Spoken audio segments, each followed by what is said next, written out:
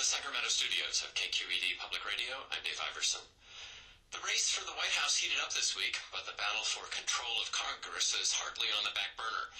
In California, there are a number of congressional races drawing close attention, and one is the newly redrawn 3rd Congressional District, which stretches from Fairfield to the south, up through Davis, and then sweeping up the valley, and then eastward into the Sierra foothills. The race to represent the 3rd is between Democrat John Garamendi, who currently represents the 10th Congressional District, but because of redistricting is now running in the 3rd, and Colusa County Supervisor Republican Kim Vann. Supervisor Kim Vann, are you with us? I am, and I need to apologize. I have a pretty bad cold this morning, so I'm going to do my best not to cough. All right, thank you so much for joining us. And Congressman Garamendi will be with us, I understand, in just a few moments. But let's begin with a couple of questions, and then we'll fold in Congressman Garamendi when he joins us. I want to ask you first about something that came up in the news this morning, which was a comment that President Obama made yesterday, which was that Washington can't be changed from the inside, the president said. It can only be changed from the outside. And the presidential candidate from your party, Governor Romney, quickly jumped on this and said, well, then why bother to run, essentially, if you don't think change can happen from inside Washington. What's your view on that? As someone running for Congress, I assume you believe that Congress can make changes within Washington. Well, I absolutely believe that we can make changes in Washington from within side and from the outside as well. I mean, the reason I would say that most of us run is we don't believe that things are being done correctly or that the country's been going in the right direction. I mean, that is certainly one of the reasons for this race. I mean, I have this wonderful 9-year-old son, and I just truly did not believe that they were going really the best America possibly could, to our children and our grandchildren. So I absolutely believe that we can make those changes.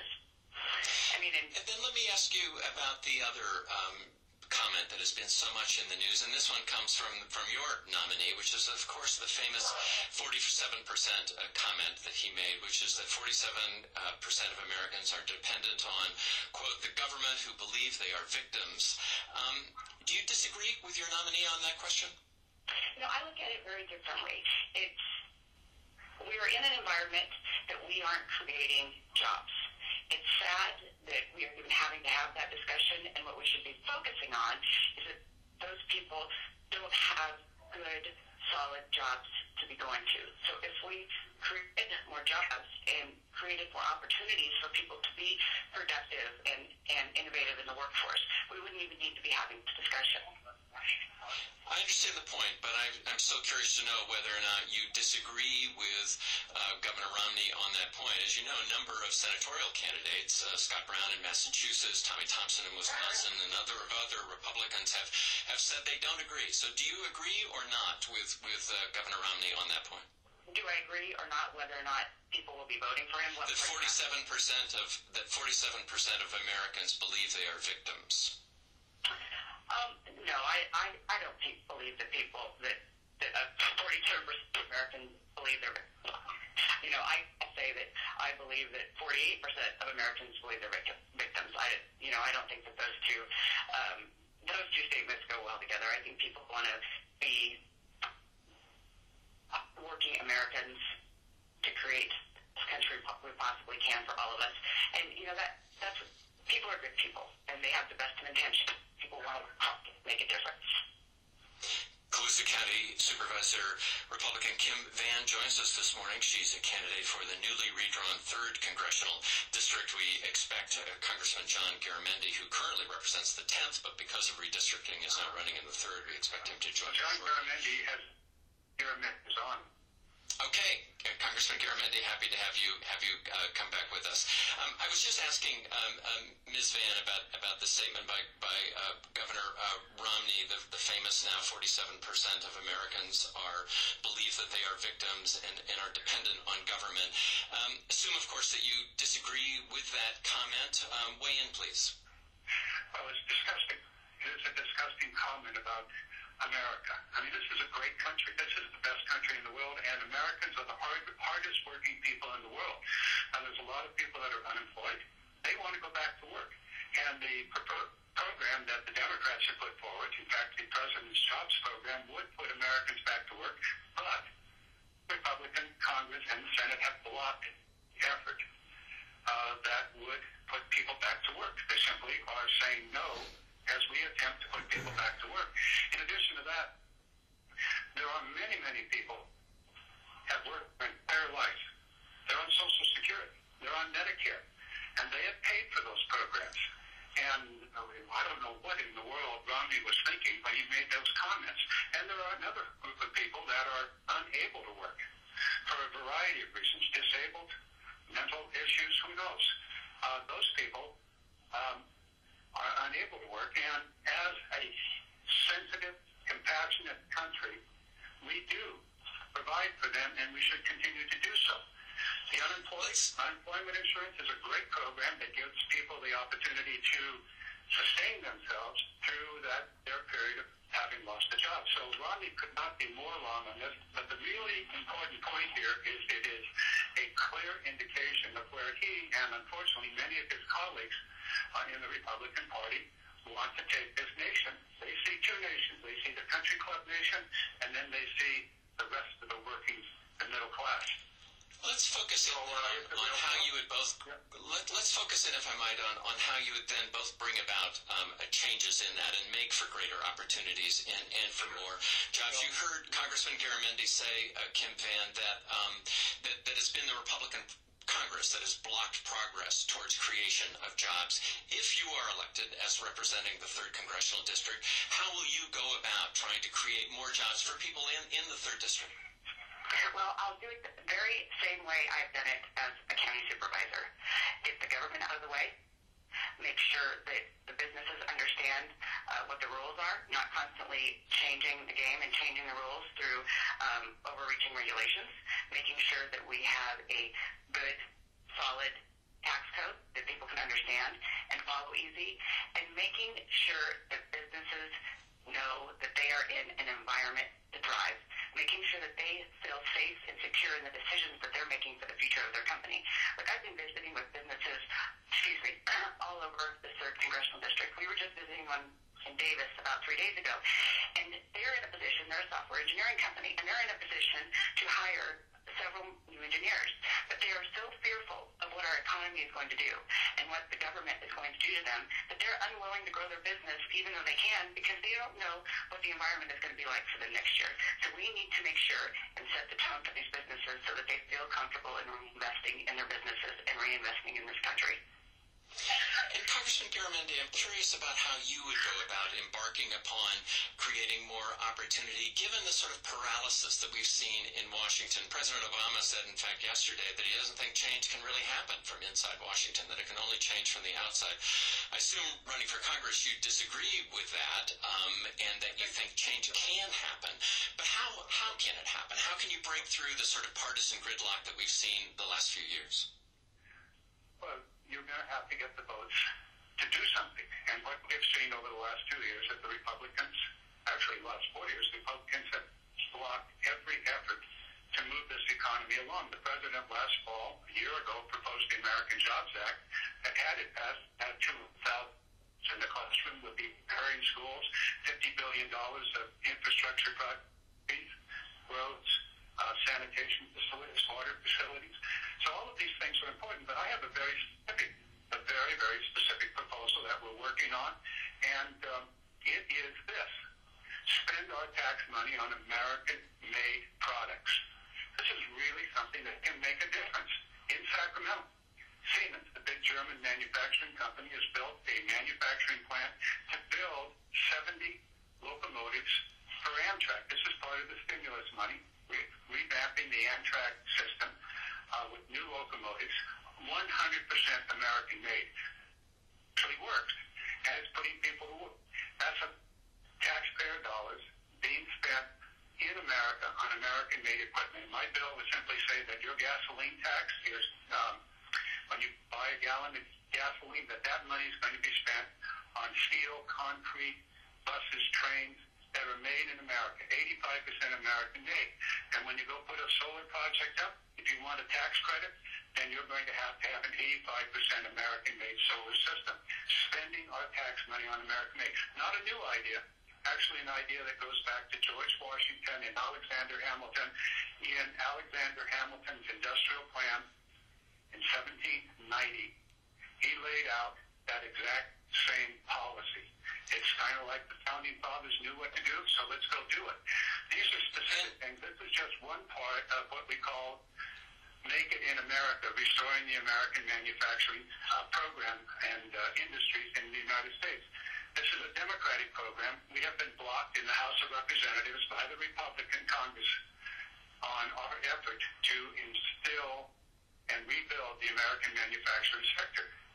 And Kim Vann, on the Republican side of this question, I'm curious again about how you make things work within Congress. You've heard Congressman Garamendi make the point that so little has happened because of Republican opposition. I'm curious, if you go to Congress, can you give me an example of something you could do that would work across the aisle so that something could actually happen inside the Beltway? Right, of course. Well, being a nonpartisan county supervisor, I've been able to build coalitions to get things done. Look, we come from Democrats, Republicans, and independents who serve on Board of Supervisors, and we have been able to work together to do the best for our county that we can possibly do.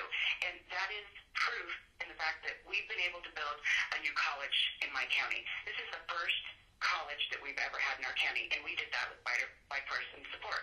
We were able to build a power plant in our county, and again, we did that with bipartisan support.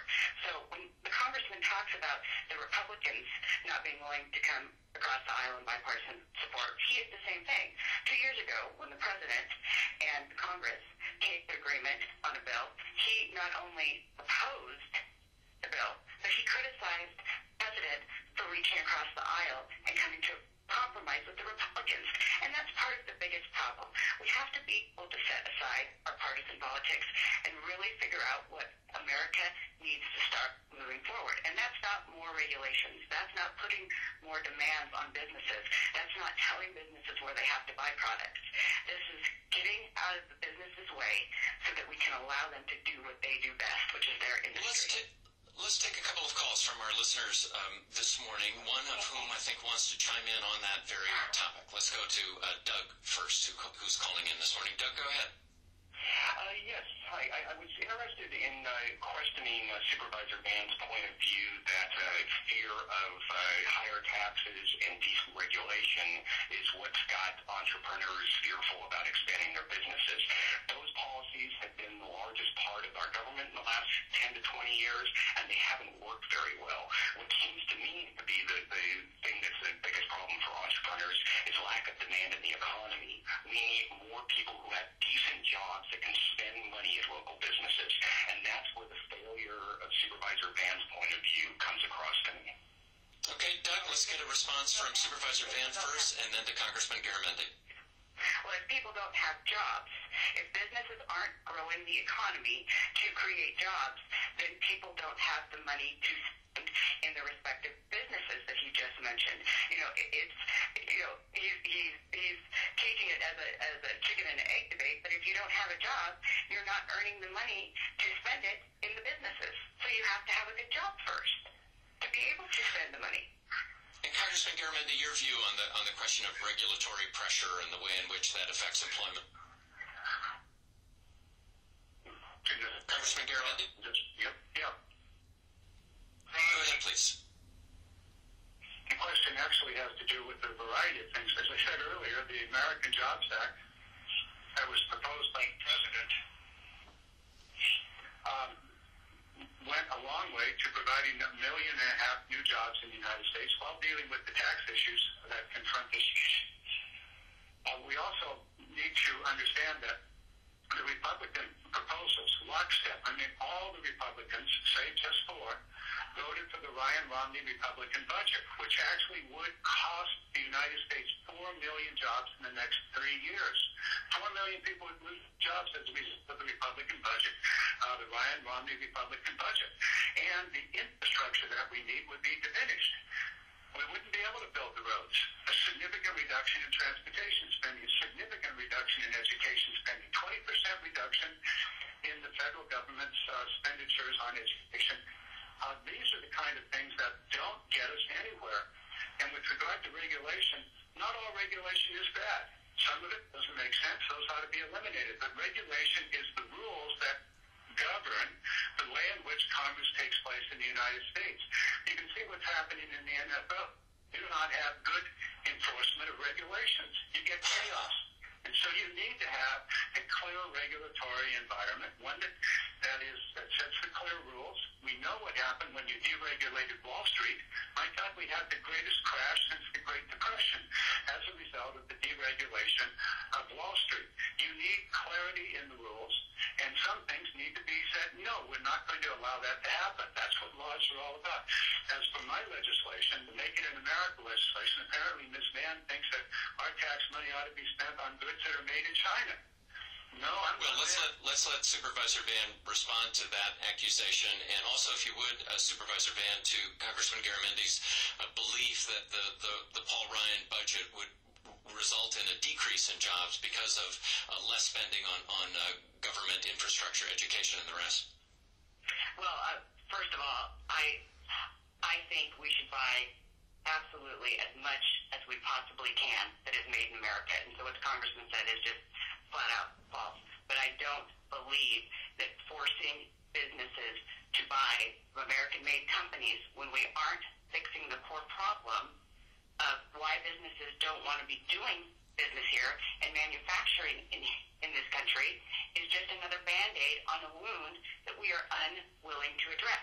We just keep putting Band-Aids over and over and over on the same wound, but we adamantly refuse to address why businesses are not functioning at a high level in this country. We are over-regulating them. We are over-taxing them. We are not giving them the confidence that they need to grow their business. And adding another regulation is not going to fix that. Let me ask you both another question, because it's been such an important part of the ongoing debate in this country over really since the Supreme Court ruling, and that's, of course, regarding the Affordable Care Act. Supervisor Vann, would you support your fellow Republicans in an effort to repeal the Affordable Care Act in its entirety if you're elected to Congress? Yes, I will support my colleagues in repealing the Affordable Care Act. But this comes down to another situation where there are some really good parts of it with some well-intentioned outcomes. But you can't put... Well, that sounds like you do support part of it then. Is that correct? I said there are some good things in it. But this bill was put together with politics in mind first, not the relationship between the patient and the doctor. When we're dealing with people's health care, the first and the most important aspect of that needs to be the relationship between the patient and the doctor and what's best for the patient. And that's not how this bill was put together. This bill was put together with politics in mind first. And it will not be the best health care system when it was designed to move forward an agenda and not put my health care first. And Congressman Garamendi, on why you are continue to be support of the Affordable Health Care Act. Well, I was the insurance commissioner in California for 8 years, and I understand what the private health insurance companies can do to people. In fact, it is the Affordable Health Care Act that forces the insurance companies to provide insurance. Today, we have 435,000 young adults in California that are insured as a result of the Affordable Health Care Act. We have 354,000 seniors that are getting drugs that pay over $300 million. 3 million of those seniors have received free prevention care. 73 million to be received based from insurance companies that have overcharged customers. And 4.5 million Californians will no longer face lifetime limits on their insurance. The Affordable Care Act had a very, very important portion of it, and that's called the Patient's Bill of Rights. I only wish I had that law available to me. Follow the regulation. I only wish I had that law available to me when I was insurance commissioner so that I could force the private health insurance companies to honor their policies, to honor the contracts that they had. But they ran away from it. And doctors had to go to the insurance companies to get permission to do certain treatments. That's no longer the case. What we have in the Affordable Health Care Act is 40 million